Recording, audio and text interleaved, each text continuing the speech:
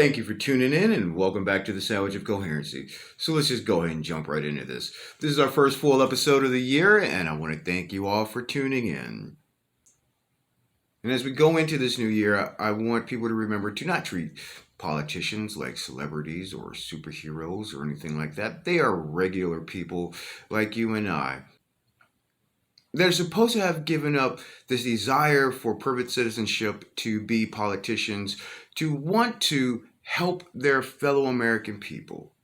But more often than not now, they use it as their personal piggy banks. They use it as their means of expansion. I mean, we have so many politicians making really 150,000 to maybe 250K a year, something like that, when you look at it. But for some reason, after a few years, they're walking away with 15, 20, 30 million dollars. And you got to ask yourself, what are they doing? Somebody's doing some insider work.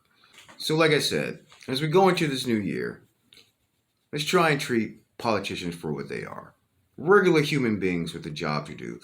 And the reality is that many of them are not doing their job. We have the Speaker of the House. We have the Speaker of the House race going on, and well, that's turning into a big fiasco. You have people like Cori Bush.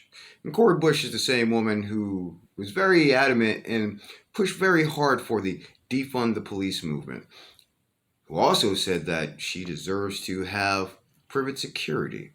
She deserves to have police that are following her and keeping her safe. But the people that she's supposed to represent don't need to have that. That should make you wonder what's going on inside her head, because you got to look at what happened with the whole Minneapolis thing, Minnesota. They tried to get rid of the police. They pretty much funded them to almost nothing, and the crime rate went up. The reports of people not being able to get assistance went up.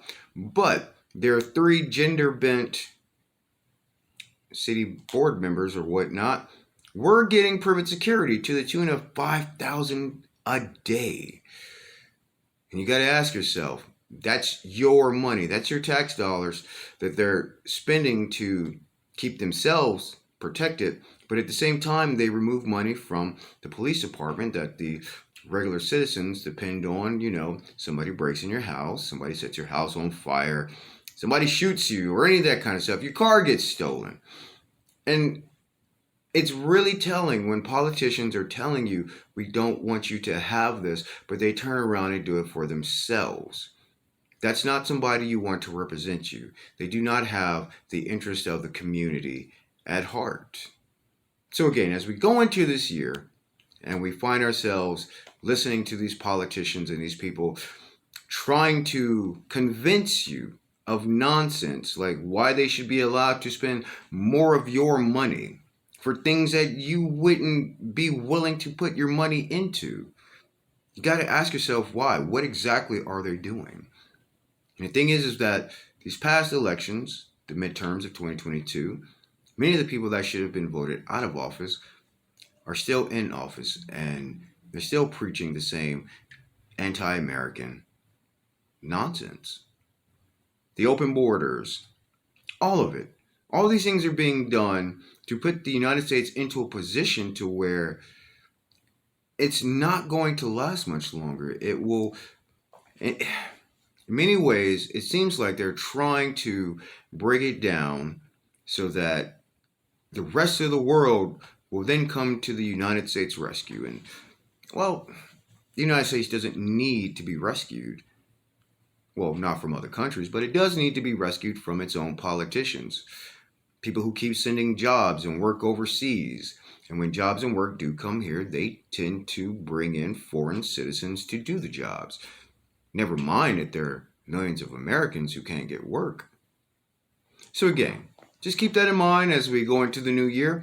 I thank you for tuning in. I know this is a short episode, but there will be more to come, and I hope you have a nice day.